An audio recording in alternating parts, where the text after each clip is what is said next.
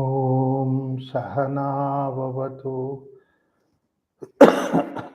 सहनौ भुनक्तु सह वीर्यं करवावहै तेजस्विनावधीतमस्तु मा विद्विषावहै ॐ शान्ति शान्ति शान्तिः.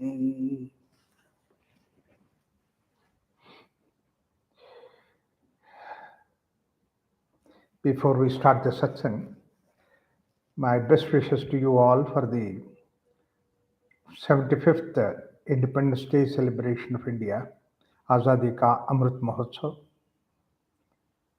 and let us bring the glories of this country, this culture, this land, and the spirituality to reach more and more people.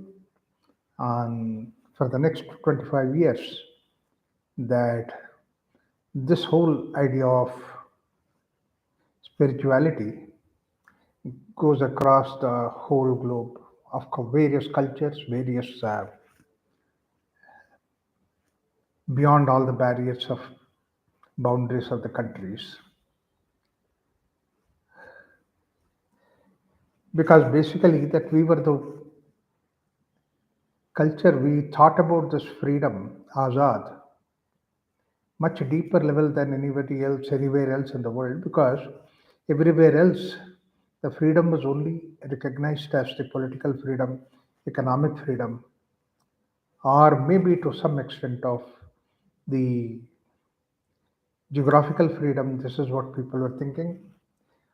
Whereas Indian philosophy has looked at from a very different angle. He said that the freedom from the outside is in such a way that let's not make the world outside, the manifested world outside, as the uh, slaves of us, but we will offer the salutations and respects to the nature outside and use the nature in such a way that as an integral part of that nature that we will continue. Therefore, that we had always respect for all the external elements. And second thing is the freedom we thought is the a bigger freedom, greater freedom that we need to really think of is the freedom from the inner forces, which are called as Anishad Vargas, or the Asuri Sampat, the damaging kind of a qualities that can be within us. It is always said that a pendulum is moved to, on one side, free to move on one side, is also free to move on the other side. And that is what, unfortunately, the aspect of the freedom. If you really don't have the knowledge of the importance of freedom, then our freedom can go in the wrong direction, helping harming one, harming the nature, harming everybody around.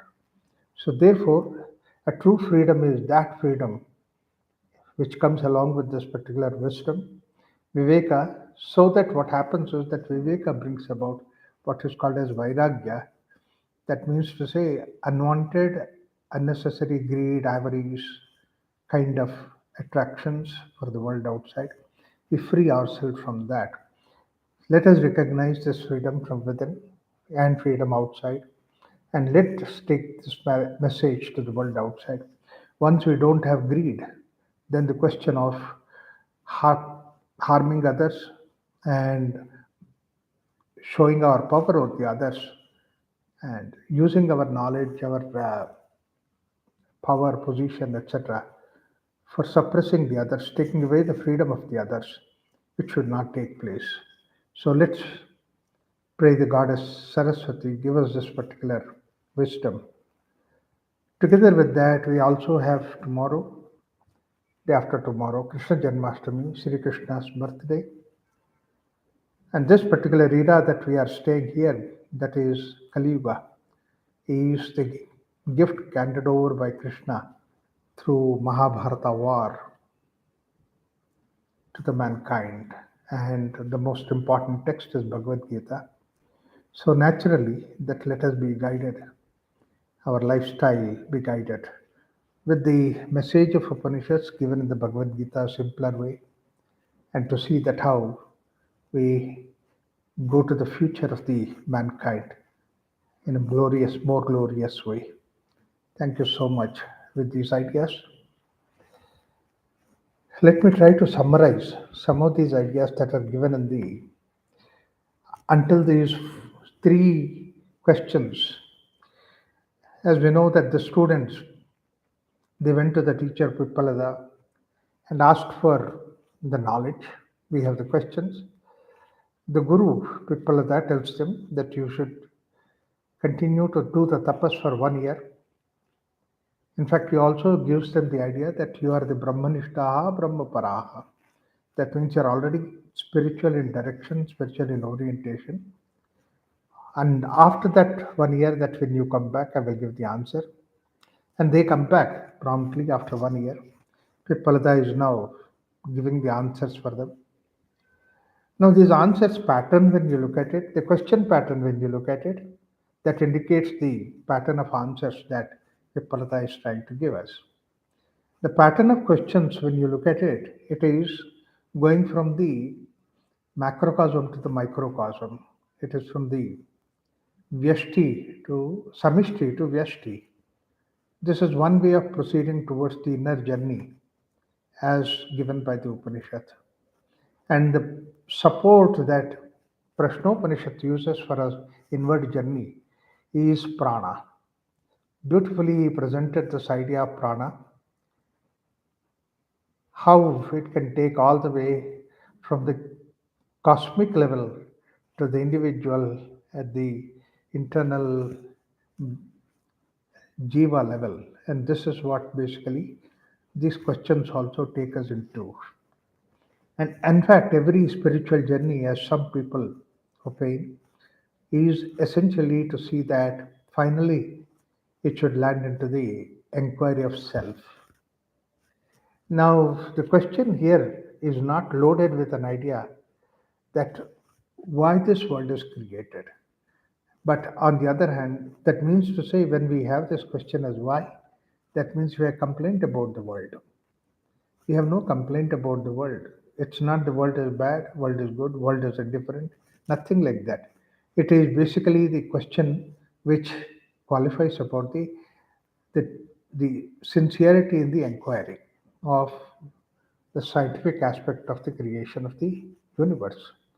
And now, when say Yashti to Samishti, Samishti to Yashti, that means to say that we have not excluded ourselves while putting this question.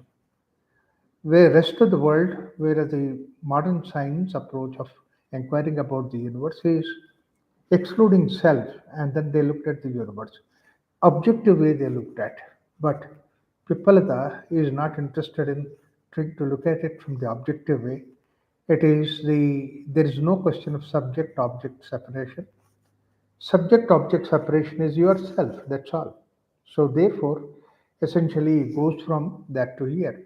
And we can create a boundary between subject and object in the sense that I can create a boundary at the intellect level, I can create a boundary at the mind level, I create a boundary at various sense perception level. All these things can be possible, but they are only functional boundaries. They are not real boundaries that you created. Therefore, it is one and the same thing. When you look at Mendeleev's periodical table given by the modern science, it only indicates about the matter that is there well outside, but it has nothing to do with the self, nothing to do with the life, nothing to do with the life objects. Whereas the way that Indian philosophy looked at, it's always coming from the gross outside world all the way up to the inner core of oneself that it goes in that journey. If you do not include yourself in this creation and look at the creation as only the object, then you miss out a lot of things because that it is because of this your interaction with the world outside. You understand it. So interaction is not just only one way, it is basically you and the world outside, you and the objective world that is there outside. So therefore, that ultimately the inquiry about the world outside should culminate into inquiry about the self, about yourself, because all the impressions that are there within you, are they also belong, do they also belong to the world outside?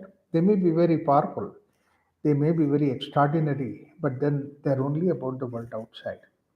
So, therefore, basically, that this question is in a very different way handled by Pippalada when he is discussing about the students. And this is one aspect of it. Second aspect of it is outside a manifested world seem to be very limited. Behind this manifested world, which is supposed to be limited and which itself is gross, then the behind that there is what is called a subtle and sukshma. And that world is also there. That may be so huge, far beyond. And finally, there must be something which is the cause behind all these things. So can we go to the causal world? So the whole idea is to see that our journey does not stop at the gross world. It goes all the way to the subtle level. So the questions seem to be very materialistic, very gross oriented, but the answer is the one which takes us from gross to further subtle and all those things. Now, here, the gross world also, it is not based on the material that is there, the creation has taken place, but the principle behind the material is what the Prasnopanishad discusses. So, in fact, the very first question that Katyayani Kabandhi he asked Pippalada is that Kuto hava iman prajaha prajayanta iti. So, whence all this creation has is born. So, the mechanism of creation of this manifest world, and that he talks about, that his question he asks about. It's not, as I said, it's not a complaint, but the world, whatever it is there, what is the way that the creation has taken place? Uh, when he talked about this prajaha prajayanta iti, is the question implies there is one thing pluralistic phenomena. That means to say, it's a very beautiful concept, pluralistic phenomena. That means to say, is a respect for everything in this particular phenomena, manifested world, as the way it is. I mean, I respect only when something it is in my way. Otherwise, it is not acceptable. That is not even that's not even the tone when he says that prajaha prajayanta iti. It is a pluralistic way, and that's what is basically the way that question says. So, in this way, that this particular so-called Sanatana Dharma is different from the other paths because the other paths they have one way of looking at this whole universe, and they say that it is my way or no way. But the way that Indian philosophy looks at, Sanatana Dharma looks at, is pluralistic way. And the plurality has its own purpose to develop. So that's why he says that prajaha prajayante iti, how this is created. The answer for that, when Pippalada gives, he gives the idea that it is the desire of the creator which has brought about the creation. That means two things that we need to understand that we think that there is a desire for something, and for that we do, and our activity is basically based on the desire for getting something. So whereas here he says that the desire is not to get something, but the desire to become multiplied, many, create many, variety. That itself is the desire. In fact, when you look at the children, they don't have a desire for something. They just do an activity because and they do an activity as if they're prompted by a very deep inner desire. And it is not prompted by anything world outside. We have grown up when we become smart in the world outside. Our desires are always guided by the fact outside. The result of the activity that we do it. Result becomes so much more important. The object of desire becomes so much of important that the action becomes the secondary level. Whereas the way that the creation itself is an activity. So activity itself is a creation. Another important aspect is that when you look at it, the desire is the aspect of human being. There is no desire in the case of all other parts of the creation. There is no ego there. They just do it. Like the flower flowers, the plants give the flower. There is no any particular individual, so that asking for a goal, this flower has to become like that.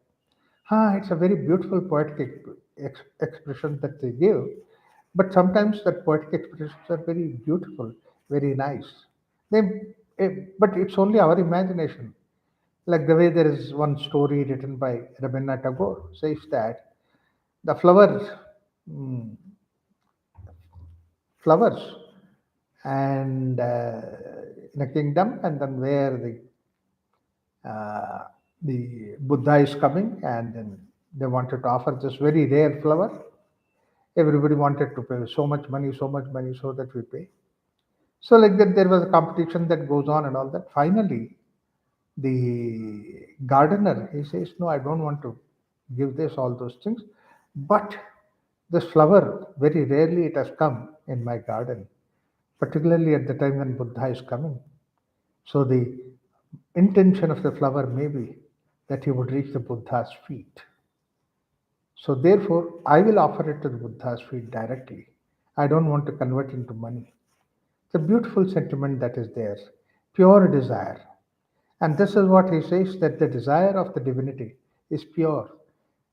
This is another important aspect, is that the creation is not a fall, the creation is not an apology, the creation is not being able to maintain its purity. It has slipped itself.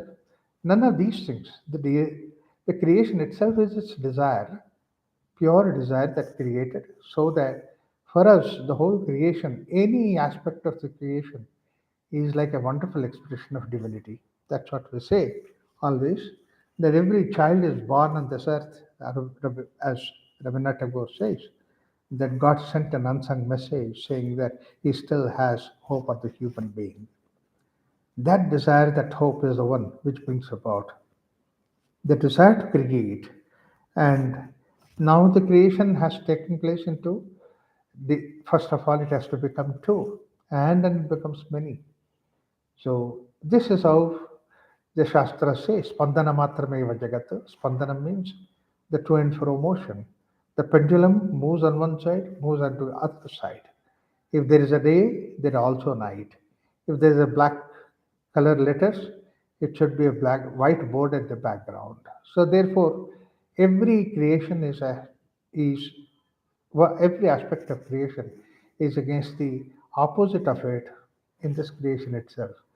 It may not be opposite, but it is complementary thing to the creation. Somehow in our minds, this idea has become as an opposite. Day is opposite to night, and then Srishti is opposite to Pralaya. Birth is opposite to death, or the death is opposite to birth. This is how we put it. But we never realize that they are the complementary aspect of it. Imagine the death is not there. What is the purpose of meaning of birth? Similarly, imagine whiteboard is not there. What is the way that black letters show up? So therefore, they are complementary, mutually helping each other. Purpose, guide. So therefore, basically, in the form of pairs, the creation has taken place. Pranam cha Rahim cha. So he explains about how in the whole creation outside, that this to a duality, there's two aspect of it which are supposed to be complementary aspects that are created. Probably this is the same thing which prompted the idea that even the Christianity, where they don't have the depth of this philosophy, they still said that God they have created, God did all those things, but then what about the negative that is there in the world? So they created a Saturn. So Saturn is there for him, he attributed all the negative. But then you see that without the Saturn, God will not be there. Without the people who are doing non moral things, immoral things, then morality has a value. If untruth is there, then only the truth has a value. So therefore, the same way that morality and immorality, both of them are together. So they pray to the God, but they shun the devil that is there. So Satan that is there. So and it once it starts into two, the two can become multiplied. That's why he says that the eighth sutra, and the first question, he says that thousands of rays, hundreds of ways that the sun manifests itself. The sun is taken as the main Brahman or the creator from which all these things have come. Yes, it can easily be understood that you see that in this solar system that we have, sun is everything. It is from the sun everything is born. In fact, from the sun itself is the moon created, or from the sun the earth and the moon is created. But the moon itself does not have a shine of its own. Moon is a black mass, that's all. Whereas the sun shines on the moon. So even to shine, the moon requires sun. So therefore, it is the sun which is behind everything, and the whole creation has taken place. So sun is there behind everything as the Brahman. Brahman itself becomes the sun, and then multiplicity is created. So therefore, it says that thousands of hundreds of thousands of rays and then ways that they are there. And then again, the duality is created, Dakshinayanam, Uttarayanam. How do you understand in this manifest world? There are people who follow. You see, in the first place, basically, that these students, they are Brahmanishtaha, Brahmaparaha. They are godly oriented and godly interested in that. He is not a message that is given to bad people. So there is nothing that bad you can expect out of it. But then what do you mean by Dakshina and Uttarayana? And we have such a great importance given in this culture about the Uttarayana. Dakshinayana is the case where that you do all kinds of activities which are supposed to be good, helping people, doing so many things, and involving in various activities of philanthropy and all those things to see that what you acquire is the life, punya and papa. That means the virtues and the mm, positive and negative virtues, these things. And the positive things that will take you to the Swarga, and the negative will take you to Naraka. So whatever that is there, you exhaust in Swarga and Naraka, and then will come back. You'll come back in this world. So this journey continues. Each time that you always try to see that, reduce negative, make it more and more positive. So your journey is going on. Being in the southern part, that's what is Dakshinayana.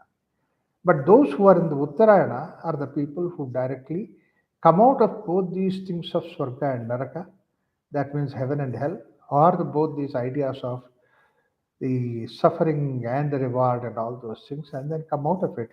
And then they go and join the Brahman so that they will not come back again. Or, in other words, that they don't have the bondage of coming back. So, this is what is explained in the first sutra. And in the first sutra, he comes to the idea at the end of it saying that Annam vai, uh, Annam vai Prajapatihi. The food itself is Brahman. Food itself is Brahman. It's a very, very important statement that we need to recognize this. 14th Sutra, where he says Annam vai Brahman. Prajapati is Brahman. The idea is that the food itself is the one which carries this earlier what is said, the duality, the pranamcha, raimcha, prana and rai, both these things are carried in the case of food itself. And that enters into the human being, it enters create into the various species. And then they maintain the species. Every species has these two aspects of it, prana and rai, the male and female, no, the receiver and the giver. So both these things are there in every species. Not only that they are in their species, but they're intelligent enough to recognize their species. And what is that? It is for the sake of maintenance of their species. And you see that it happens in the plants, it happens in the animals, it happens in the insects and the birds. Much more it happens in the human being.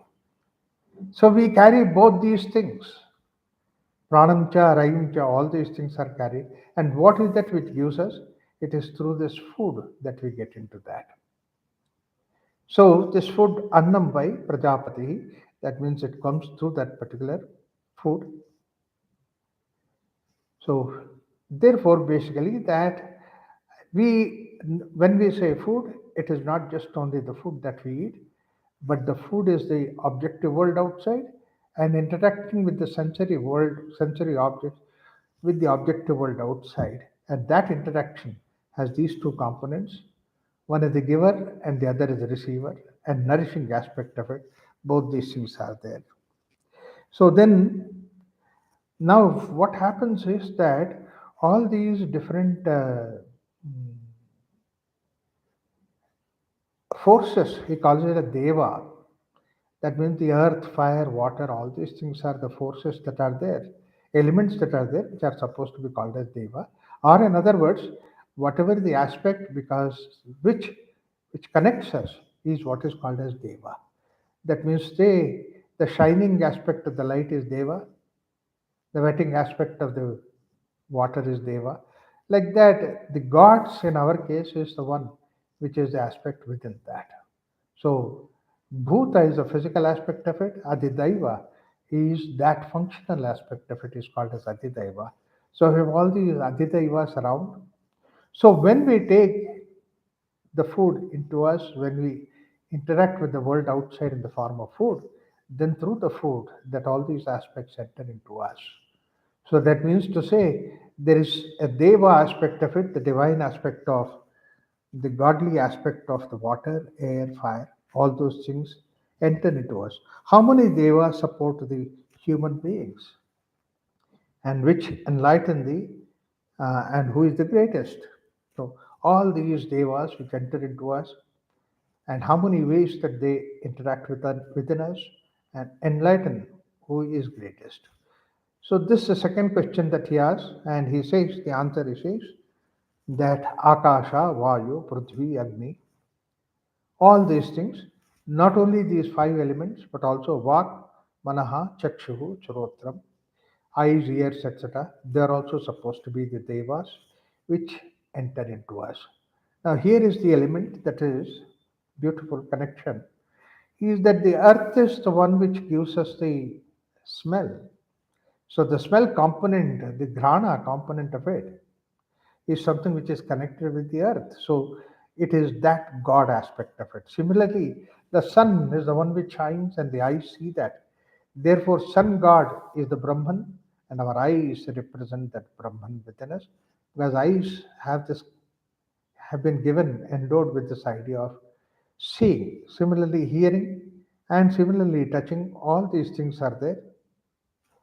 So these are all there, various aspects, elements from the outside, devatas. So, therefore, when you consider this aspect of seeing, hearing, and all these things are prompted by the prana, so this prana are the devatas that are there within us. Five different senses, five different ways that we interact with the world outside. And every time that we are actually receiving the divinity from outside within, from macrocosm, we take it to the microcosm. It may be very rich outside, it may be infinite that is there outside, but we take it as much as that our system can accept it, take it, and provide with that. So, all these things are supposed to be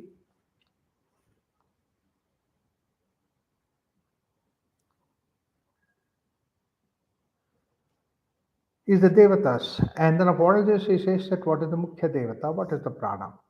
Now, here we need to understand one thing that is in the another Upanishad, this word comes Pandana Matrameva Jagat. That means to say creation is made out of this Spandana. Spandana means it's a movement of a pendulum. It goes on one side and goes on to the other side. This Spandana is created by one aspect that's there within us which create that Spandana is this Mukhya Prana. And all other pranas, they are only in one direction, unidirection. Mukhya prana is in to and fro direction. It's like a pendulum. Inhale and exhale, inhale and exhale. So therefore, that your breath is identified with the prana, Mukhya prana, that's there outside. And he is supposed to be the leader of all the pranas. In a very figurative way that it's put very beautifully. But very important thing is that all the other pranas, the functioning is independently going on. Like for example, there are a lot of activities going on within us, like a lot of activities going on in the world outside. But the moment that the sun goes away, everything everything recedes. The same way within us, the moment that the life goes away, other things may not even know that life has gone away. Like the way that many times you see a person dies, but his internal activities continue to go on. His hair continues to grow, and the heart is, the circulation is still going on. Something is going on for some more time. But then what happens when the Mukhya Prana leaves? All other things also slowly dampen out. So, so what is supposed to be then the king? What's the main thing? Mukhya Prana. That's what is the thing. Until the prana is disturbed, the other activities are continuing. Once that is gone, all the other things go on. So they all respect this Mukhya Prana. You are the leader. And very beautiful analogy he gives that once the king comes, the queen bee comes, and then everybody is there to take care of it. Once the queen bee goes away, the king of that whole setup goes away, everything flies away along with that, goes away. So then, now this way that you see that outside also is the same thing, inside is also same thing. If you look at all these planets and day and night, everything that's happening, it's all because of the sun. And the day sun is gone, you mean to say that even before the mankind goes away, so many other things will go away, and then mankind definitely perishes, and then that everything is dissolved. This concept that they had very beautiful, and today scientists says that every sun has to go away one day or the other. In fact, many stars that we see on the sky, by the time the light reaches us, the star is already extinct. It's not there anymore. So we're also here say billions of years, but then the moment the time is over, then everything will be gone. And then somewhere else, something else will be born. So this coming and going quality is there about the prana. That's why both these things are available there.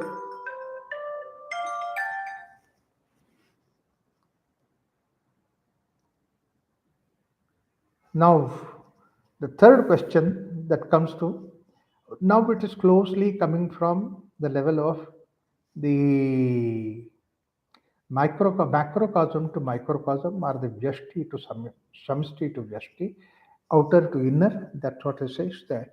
Now, this is what you said about the prana, this is what you said about the Brahman and all those things. And then he says, Kutayesha prano jayate kathamayati asmin sharire. Now, in this body, how does this prana enter into? Before even this question takes up, first you assume that the body is there. In fact, in the earlier sutra, actually, that he created about the time. In the earlier sutra, when the sun is created and various aspects are created, moon is created, it creates a samvatsaram, which converts the, the time is created. Based on these things only, the time is born. The reckon of all these things is what the time is all about. And here, same way, this Asmin Sharire, that means this body is already accepted. That means you have the body.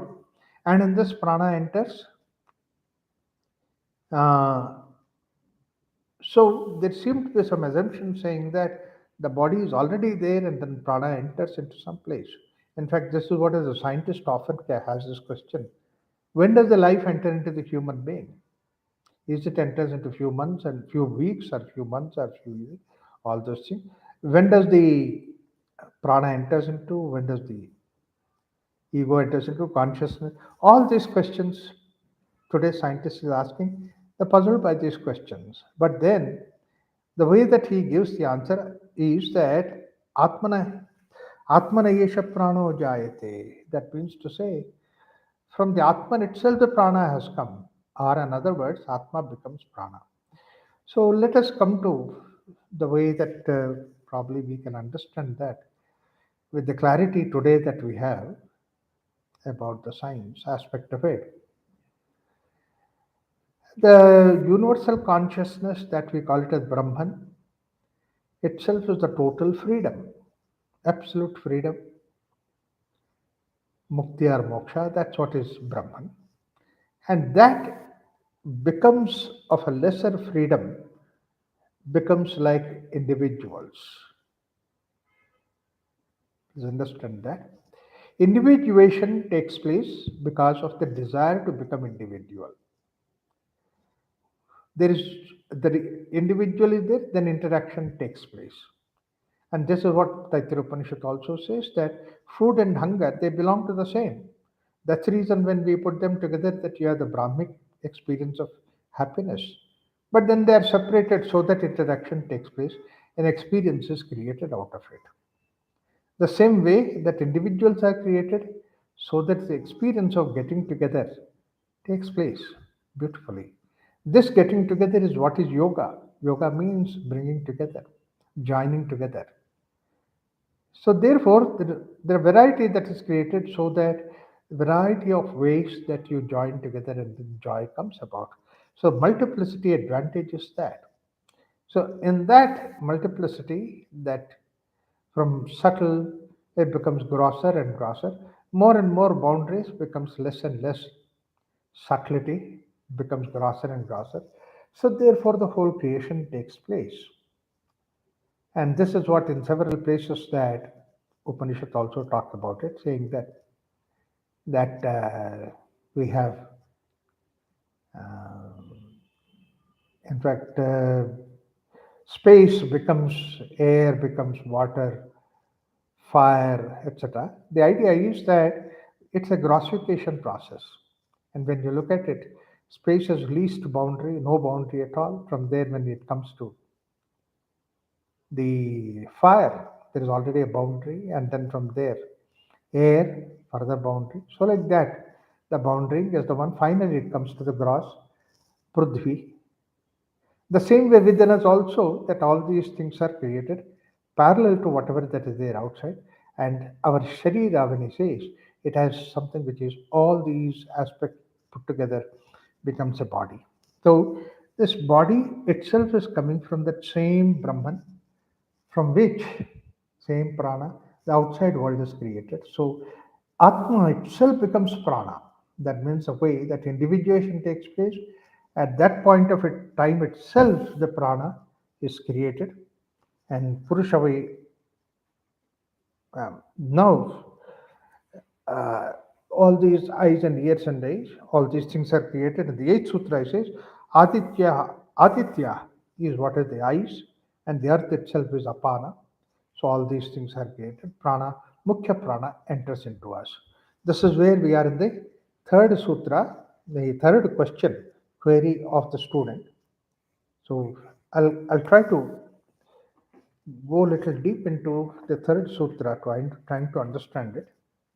Adityo havai bahya prana udayati. एष ह्येन एष ह्येनं चक्षुषं प्राणम् अनुगुण्हानः पृथिव्यां च देवता सैष पुरुषस्य अपानमवष्टभ्य अन्तरा यदाकाशः स समानो वायुर्याति. Eighth sutra in the third query that he brings about.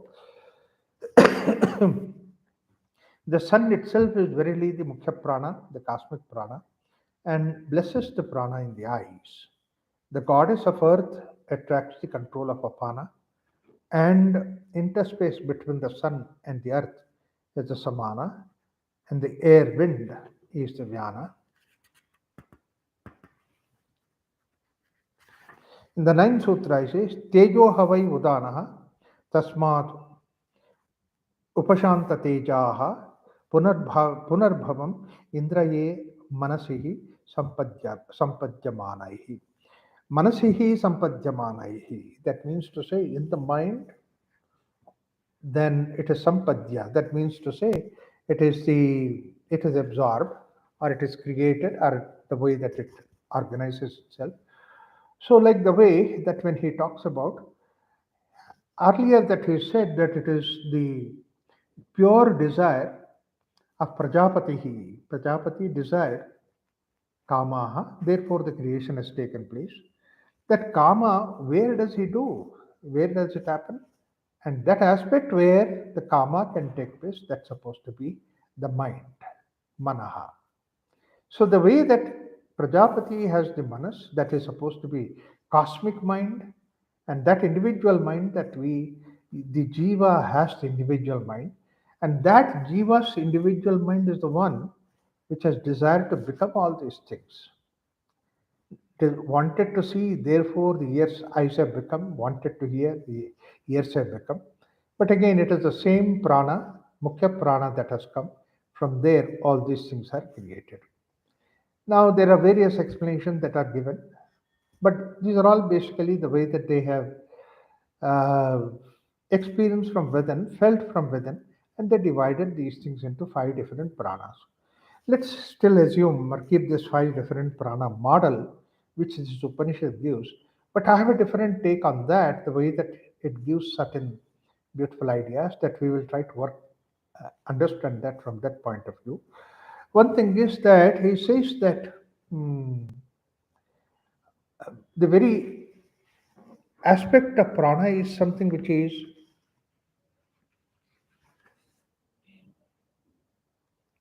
the fire, teja, the fire hava, verily udana. So, udana is the fire.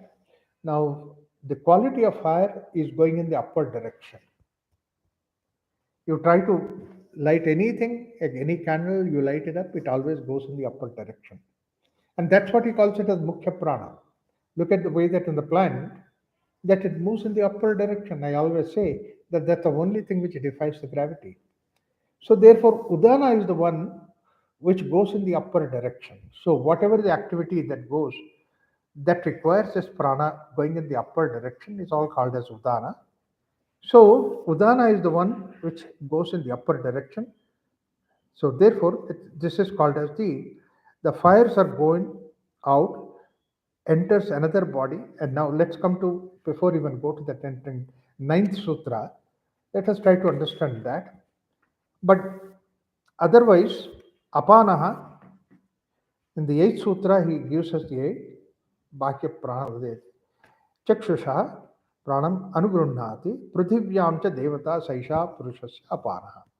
Pruthivyam cha Apana. Prithvi is a solid. Prithvi is the earth. And earth is always gravity. Therefore, apana is the gravity. That means to say, whatever that is influenced by the gravity going in the downward direction moves itself towards the gravity is what is called as apana. So, therefore, it gives us this idea that apana is the one which moves in the downward direction, udana is the one which moves in the upper direction. And second thing is that and he gives us also the wind outside is something which is everywhereness, and that he equates it to samana, vyana. So, and vyapakatva, like the way that the wind is vyapaka, spread everywhere, vyana within is also spread everywhere. And what is that? Any activity which goes in the radial direction, that's what is spreading everywhere. It's not the upward, downward, this way, that way. It's all the radial way, and that's what is samana. That is what is vyana. So this vyana is the one which goes through all these nadis and imaginary parts and connects the periphery of our body to the core of our system. So it may be brain, it may be head, it may be heart, it doesn't matter, but it brings a message to the core. Processing goes on. Like, for example, I touch something, the message that I touch something which is hot or cold or anything like that immediately radially goes into me and then I perceive it. And this physiologically we might say brain or heart, anything like that. But from the point of view of an experiencer, the Upanishad always says that it is you are the experiencer, Brahman is the experiencer, and you are the Brahman. Atman is the experiencer. I experience. And for my experience only, I created these senses so that the senses go out to experience. That experience is supposed to be Daiva Sampattu, Daivika Sampattu. That the experience is supposed to be the Daivi quality within us, godly quality within us. And that goes and experiences and comes and reports to me that this is like this. So, therefore, basically, the Brahman is the experiencer, or the I am the experiencer, Prajapati, or the individual consciousness is the experiencer, And the Deva, the world outside, is the one which is functioning in various elements, but within me functions in the form of my sense of perception, sense of touch, this and that, all these things. These devas, they function to bring in the information. So this is Vyana, is the like the way Vayu is Vyapakaha, everywhere it is spread. The same way Vyana is also something which is all over the body. But then there is one aspect within us. He says that it is the Samana. Samana is the one, he calls it as the one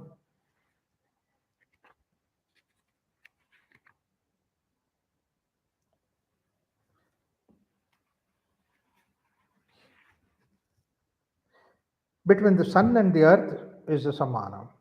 That the interspace between the sun and the earth is Samana. Or in other words, I would like to put it this way, that any two activities that are there, as I said, that the food, the anna, is not just only the food that we eat, but various interactions of the senses with the objective world outside. That's also food, and there's also interaction is the way anna, annadaha, the hunger. So when these two are matching, whenever they are matching together, they are balancing that whatever that comes to that makes us to balance is supposed to be samana. Samana is the one which balances continuously within us that various aspects like a demand and supply. Demand and supply, whatever that balances, constantly, that's what is samana.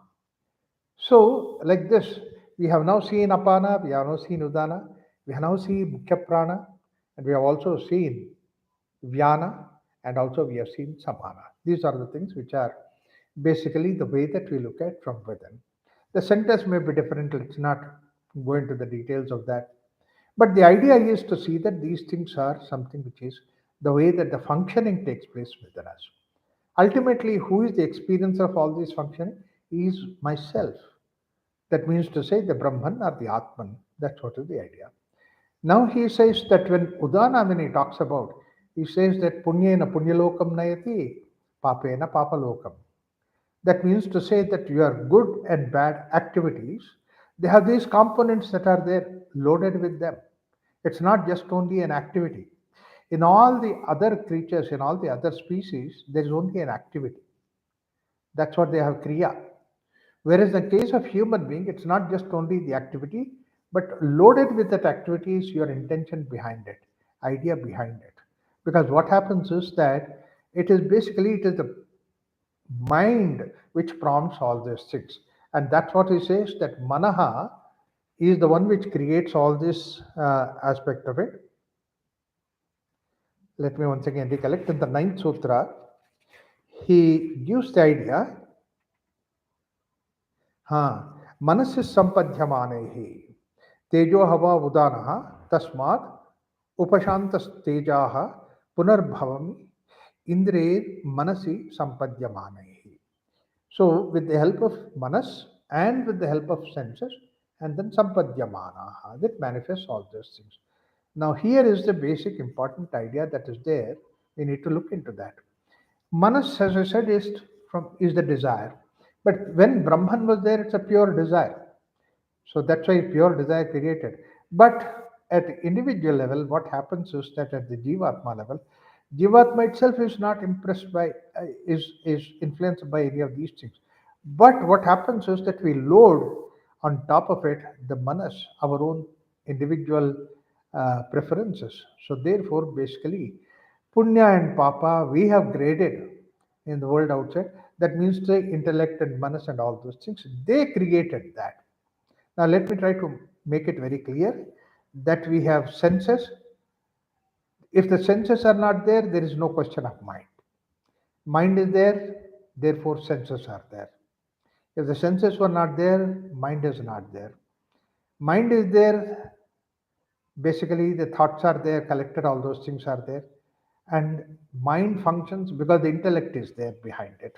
Intellect is one which says that this is good, this is bad, this is right, this is wrong. It prompts the mind. It's like a body. If mind were not to be there, what is intellect doing? Nothing to do. But then intellect also is not there, then where is the question of Jivatma? Jivatma will not be there. It becomes one with the Paramatma. So Jiva becomes identified separated, because of all these further development that are there, holds on to it. Please understand that these are the various aspects of it on which the jiva lives. Jiva makes interaction with this world outside. In spite of the fact that there is this prana, apana, vyana, udana, samana, that apart from that, that this combination of this intellect, mind, and all these things, which is creating the individuation, that's what is asmita, is the one which creates the universe. Now, what happens is this asmita now has got another aspect of it, and that's what is your own preferences, ahankara, your own dictionary that is there, which is ahankara. So therefore, this is punya, this is papa, this is right, this is wrong. We mount the intentions from the mind onto the activity that we do it. So therefore, basically, that these intentions will give us the idea what is called as punya and papa. They are born in the mind, and death happens. But then I participate in the death. I kill somebody. That's what is papa. Or the food that is there and then hunger is there and then you provide additionally for that you go and help them to see that how they get it. So this is what is basically the idea of punya, the good work, virtues are there, vices are there. Now what happens is that all these things are born in the intellect mind complex. Now this is also another aspect of prana, and that aspect of prana is supposed to be udana. Uddhana is urdhvam gacchati, and then mind activity, intellect activity is in the upward direction. Therefore, this whole activity is in the upward direction. So, therefore, Uddhana has this punya and papa. And then, what is that punya and papa? The basic idea behind that is, if you look at it, punya is something that I do virtues so that it helps others or it helps myself. And papa is that which hurts others, which hurts myself. Many times we don't realize that it hurts myself, but we think that it hurts others, therefore we do it.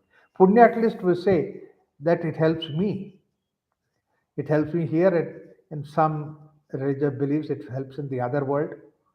There is some separate world is created. Heaven and hell are created outside. And therefore you go and spend there.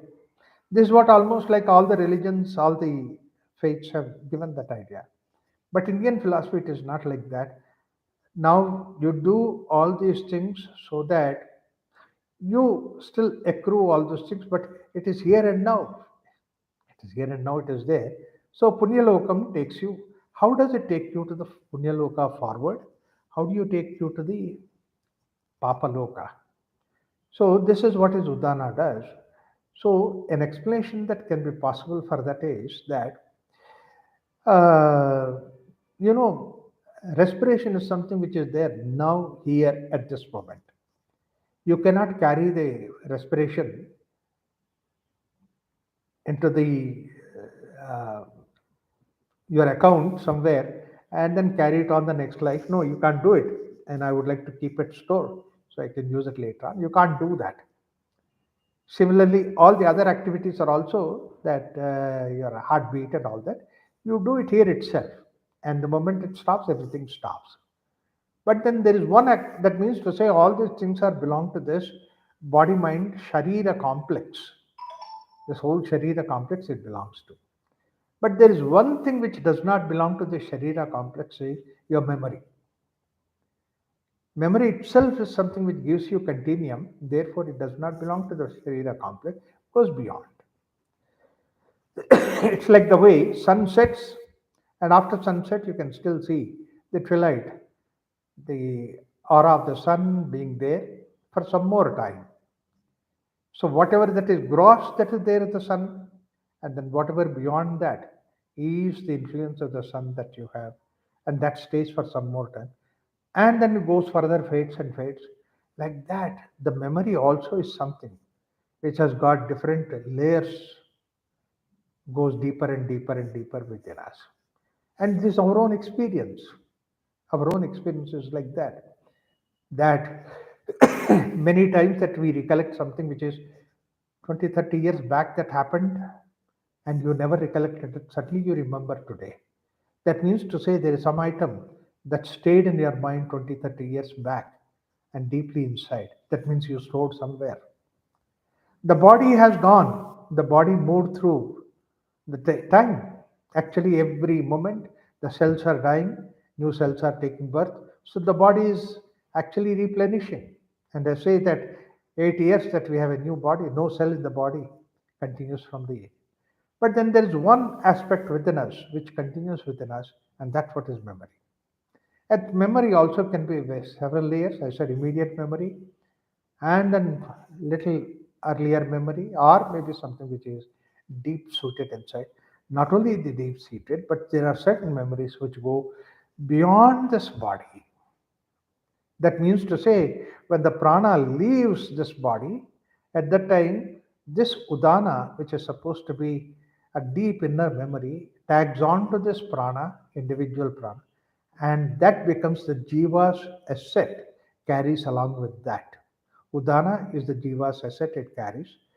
And then now it has got all the impressions what to do, what not to do, how to do, how to not to do. All those things are there, carried from the this life to, and then finding out at that particular prana which goes outside, which is basically Uddhana.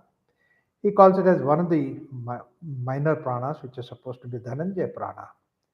It looks for another occasion where it can manifest in the form of another another individual, where it can manifest this, give an expression to this prana that's hidden inside, vyana, that's there in the form of memory. So therefore, you choose your parents. You choose your parents where the parents have respected that luggage that you come with, and then you can take birth in that place, and then this prana continues, this udana impression continues. That's and continues much earlier, because the ambience is there, surroundings is there suitable for that. So the manifestation immediately takes place, so that the recognition takes place. This is what basically the punarjanma, the rebirth principle tells about it. You carry your impressions, and that's one of the simple explanations that they said about the way that how you have all these child prodigies. A child prodigy, a musician, you can see that at the age of 6 or 7 years, he sings such kind of music.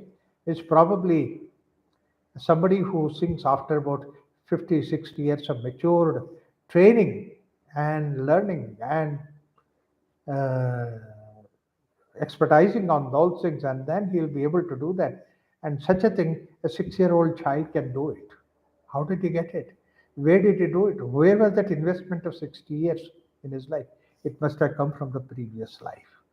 And that previous life experience that was there has gone deep into in his memory, in his udana from the previous life, Dhananjaya Prana.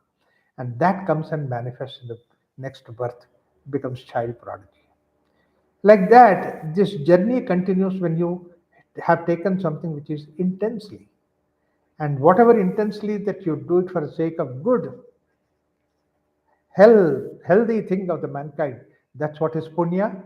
Whatever did you carry, unhealthy things, disturbing things to the world outside, is called as papa. So this is how they say that punya papa, they carry you from one life to another life.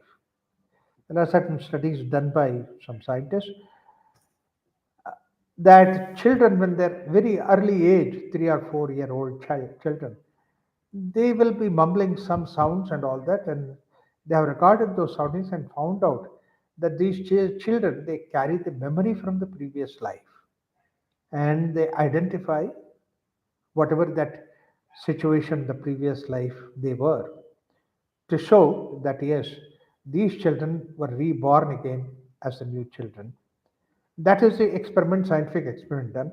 But a simple explanation I could think of is the way that how these child prodigies, child miracles that they do it, and how did it happen. So that means to say there is some luggage that they carry, and that luggage is all those things. So therefore, punya papa is what we carry along with us, and therefore it says that this udana is something which is responsible for your continuation of the previous life. Now, this is very, very positive note, very important note for this. Whenever, whatever it is time possible, whenever you realize that journey towards the inner peace and harmony has to be done, start doing it. Don't have to say that I should have started when I was young, I should have started when I have done very early age. No, even till today, today itself we can start.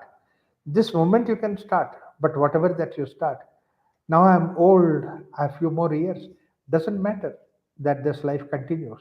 If you intensely take it up, then it goes with you from this life to next life to next life. So what we carry is deep in our memory. That's why in modern science also gives us the memory, saying that there's what is called as a conscious memory, and there's what is subconscious memory, and there are unconscious memory. Like direct memory is the thing that we talk about it, but then there is subconscious memory. That means to say we recollect these things in the form of a dream. All our dream happenings are the emotion that we have kept at the subconscious level. My anger, my hatred, jealousy manifest in the form of a dream. So subconscious is the subtle level that we have. Gross level memory, then the subtle level memory. But beyond that, unconscious memory, which is supposed to be the level where it is causal memory. At the causal memory, whatever that we carry, it is not conscious or subconscious, but it is unconscious. A person who goes into unconscious, he there also he keeps that memory. All other things might have gone, but then that memory continues with him. Just to, I mean, a small little anecdote to explain about that. Simple way. I had a friend of mine, senior. I was just junior in the office, and then he was very senior, already in a very senior position, and then, but then he was so caught up with the feeling that he wants to become chief engineer, the head of the organization. And government offices is always there is a run for that. By the moment that you go top, always three, four contenders and all that. He was always concerned about that. And every day come to the office, first thing is we'll open the seniority list and see how many people are above him, how many people are retiring, and when he will get a chance, 6 months later, 1 year later, 2 years later. So we everybody heard about it. Everybody was we used to make fun of him, but he would not. And then he would come in the morning to the office and say, "I had a dream in the night." I said, "What is the dream?" I became chief engineer somewhere. So his dream is also like that. That means how much that he has been nurturing that thought. Anyway, this is his story. And then not only that, those days, 40, 50 years ago, you would see anybody sitting with, bird telling the fortune, this and that. Immediately, he would sit there and give a rupee and ask the bird to find out when he becomes chief engineer. This, anyway, it was continuing.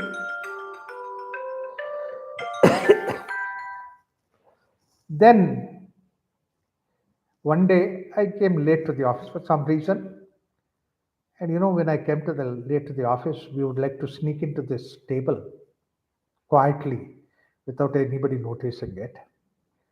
So I just quietly slipped into the lift elevator and I found this man standing there, my super boss, because I was just junior.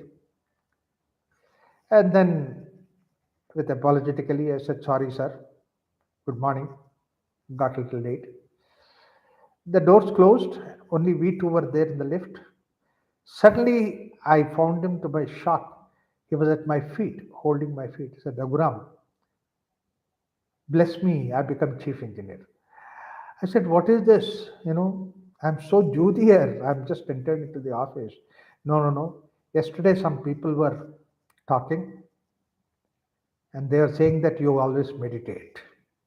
So people who meditate have powers to bless. So why don't you bless?" "Yeah, but what is this nonsense? You are so senior, I'm a junior, and you are holding my feet, and if anybody sees, what will they think of it?" He said, "That's why I'm holding you in the lift so that nobody is here."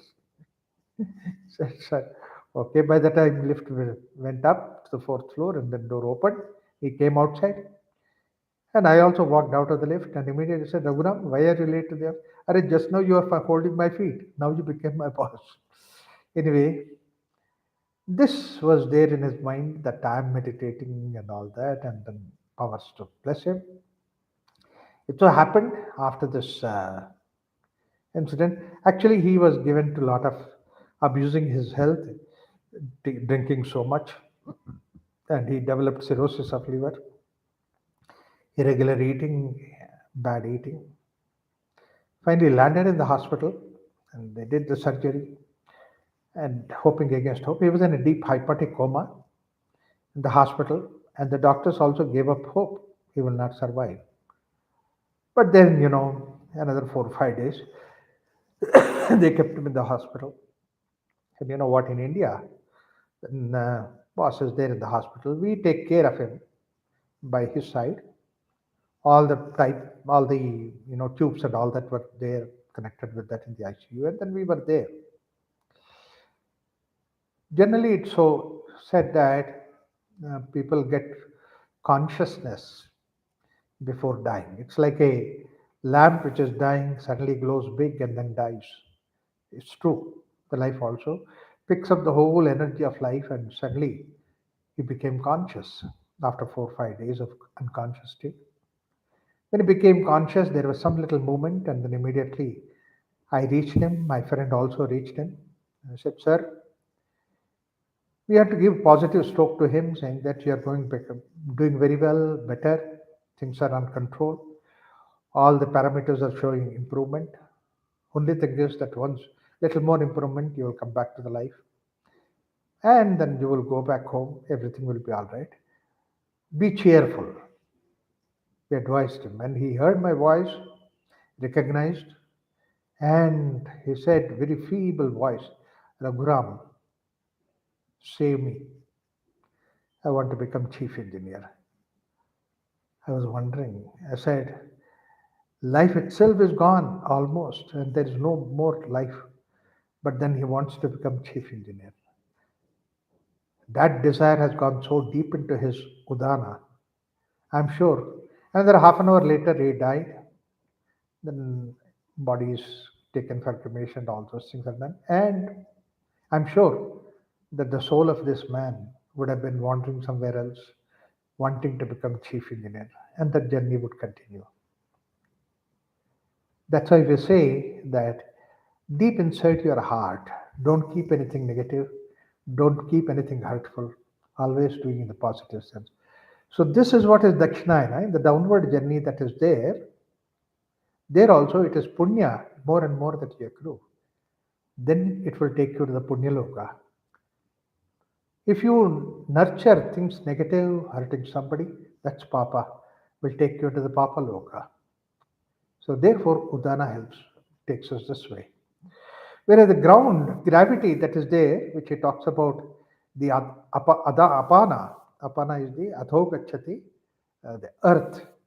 And the earth has all these impressions that are there about this body, features. Your ojas, your prana will carry all those things with you. These two aspects are there, as I said, that in the food that we take, both these aspects are there. Pranam cha, rayim cha. The sun aspect and the moon aspect of it. And that sun and moon aspect, they enter into our system. And then again, when the two individuals get together, then this sun and moon aspect will continue the progeny. So the sun aspect is the one which is in the upward Uddhana. Whatever that you carry with you goes with you in the form of your impressions and all that. The downward force which carries all the impressions of the body species from the right from the beginning of the creation itself, because human being is a process which has gone through several generations, several thousands of generations ever since the creation, and this we carry. And whatever that impression that are there is carried by the apana, and it is goes in the form of the next is in the species maintenance. The species has certain identification. That's you are a human being, and not only you are a human being, your physical features, your voice, your feature, your various other things, your height, this, that, all these things that you can see that for several generations you can trace them. So it's all created by this apana, carries all those things, and then that is responsible for it, the species generation, species continuation. So that's why they say that grandchildren look like grandfather, because basically the grandchild carried that impressions from the father. So the whole idea is essentially to show you you are not a isolated being on this earth. And you can never be isolating yourself from this earth at all. Only way that you can isolate yourself from this creation is when you don't have any more desires, when you are free from all those things, when there is nothing stored in you, and that's the moment when you leave, you have no reason to come back again. So that is what is the mukti, total freedom. Bhishma wanted that. That's what is Uttarayana journey. We'll continue the discussion on the remaining portion of the fourth sutra, and then fifth and sixth questions, queries. Thank you. Om Shanti Shanti Shanti.